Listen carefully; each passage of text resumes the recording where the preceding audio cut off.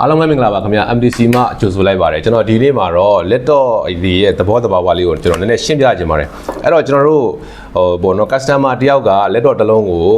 brand new ပဲဖြစ်ဖြစ်ပေါ့ဗျာ second hand ပဲဖြစ်ဝယ်လိုက်တဲ့အခါမှာကျွန်တော်တို့ budget series တွေကိုဝယ်မိတဲ့အခါမှာသူတို့တွေဘောနော်တောက်ကျိုးတာတို့တခြားerror အပိုင်းတွေတို့အများကြီးကြုံတွေ့ရတာရှိတယ်ပေါ့နော်အဲ့တော့ကျွန်တော်တို့ကcustomer တယောက်ကဒီလိုမျိုးရိုးရိုး HP laptop ပေါ့ဒါဆိုလို့ရှိရင်ရိုးရိုး HP laptop ပဲတခြား Pro book တို့ Elite book တို့မဟုတ်ဘူးရိုးရိုး HP laptop တစ်လုံးပေါ့ဒီလို laptop တစ်လုံးကိုဝယ်လိုက်မိပြီဆိုလို့ရှိရင်ကျွန်တော်တို့ကအများကြီးလည်းအကျန်းလည်းမခံဘူးhints တွေပါတယ်ပေါ့နော်တောက်တွေပါလည်းအချိန်မရွေးကျိုးသွားနိုင်တဲ့ laptop တွေပေါ့နော်ဒီလို laptop ကိုဝယ်မိတဲ့ customer ဒီဒါ HP ကိုမကောင်းဘူးလို့ယူဆကြတယ်ပေါ့နော်အဲ့တော့ Lenovo မှာလည်းပဲကျွန်တော်တို့ Lenovo IdeaPad တို့ဘာတို့ကိုဝယ်မိတဲ့ customer ဒီ Lenovo ကမကောင်းဘူးလို့ထင်တာအမှန်တော့ကျွန်တော်တို့ကဒီ laptop တွေရဲ့ brand တိုင်းမှာကောင်းတဲ့ series ဆိုတာရှိပါတယ်HP မှာဆိုလို့ရှိရင်ဗျာလက်ရှိ business series ပဲကျွန်တော်အနိကဆုံးပြောရမယ်ဆိုရင် Pro book တို့ Elite book တို့ဆိုလို့ရှိရင်ဒါကောင်းပါတယ်เนาะ Pro book တို့ Elite book တို့ကောင်းတယ်ဒါ Lenovo မှာဆိုလို့ရှိရင်လည်း Lenovo မှာ ThinkPad တို့ X1 ကပေါ့နော်စရှိသေးတယ်အဲ့လိုမျိုး business series ဆိုလို့ရှိရင်အရန်ကောင်းပါတယ်เนาะ IdeaPad ကင်ပြီးတော့မှ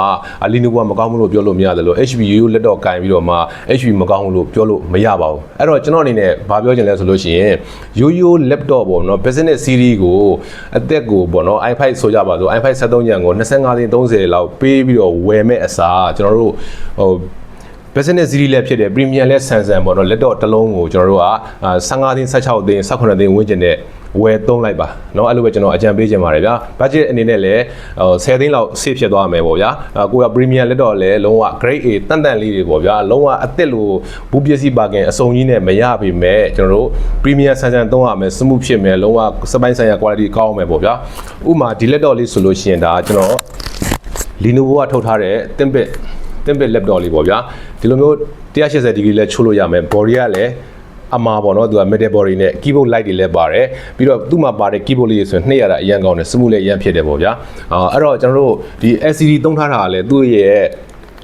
original Full HD IPS display ကိုသုံးပေးထားတာပေါ့ဗျာ screen size အနေနဲ့တော့73เนาะအဲ့တော့ဒီသူ့ရဲ့မှာပါတဲ့နဲ့ပါထိုက်တဲ့ function တွေလည်းအစုံပါတယ်ပေါ့ဗျာဒီလို laptop တစ်လုံးကိုကျွန်တော်ဆိုင်မှာဒါ16သိန်းခွဲနဲ့ရောင်းချပေးတာဖြစ်ပါတယ် branding လည်း6လပေးတယ်ပေါ့နော်အကယ်၍မှာကိုယ့်ရဲ့ချစ်ရတဲ့ customer တွေကဒီလို laptop မျိုးကိုမရွေးဘဲနဲ့အသစ်တစ်လုံးပေါ့နော်အသစ်တစ်လုံးဆိုရင်သူနဲ့ဈေးတန်းတူတာဆိုလို့ရှိရင်ကျွန်တော်တို့ Ryzen 3နော် Ryzen 3ကိုကျွန်တော်တို့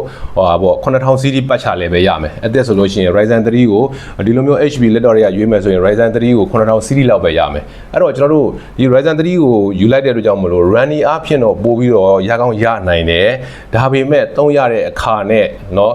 လုံးဝစမှုဖြစ်တဲ့ဟာလေးတွေပေါ့ဒါတွေကသုံးကြည့်ရတဲ့သူတွေကပို့ပြီးတော့သိတယ်ပေါ့ဗျာအဲ့လိုမျိုးတွေလုံးဝကွာခြားသွားလိမ့်မယ်နော်ဈေးတန်းအရာအဲ့တော့ပြောချင်တာကကြိုက်တဲ့ဆိုင်မှာဝယ်ပါ running ရတဲ့ဆိုင်မှာဝယ်ပါကျွန်တော်ဆိုင်မှာဝယ်ပါလို့ပြောတာမဟုတ်ပါဘူးဆိုင်မှာပဲဝယ်အဓိကတော့ကျွန်တော်တို့ running ကောင်းကောင်းရတဲ့ဆိုင်ဖြစ်ရမယ်ပြီးတော့ကျွန်တော်တို့ကအဓိကဒီ laptop တစ်လုံးရဲ့တန်ဖိုးဒီ body condition မှာလည်းအရင်စကားပြောပါတယ် body condition တက်ရင်တက်တယ်လို့ဈေးကပိုပါတယ်เนาะအဲ့တော့ grade A laptop ဆိုလို့ရှိရင်ဒါ body condition လုံးဝတန့်တယ်ဘာမှပြောစရာမရှိအောင်အသက်နီးပါးလောက်တန့်တဲ့ body condition နဲ့ရတယ်ပေါ့ဗျာအဲ့လိုမျိုးကြိုက်တဲ့ဆိုင်မှာဝယ်ပါပြောချင်တာကတော့ premium laptop second တစ်လုံးကို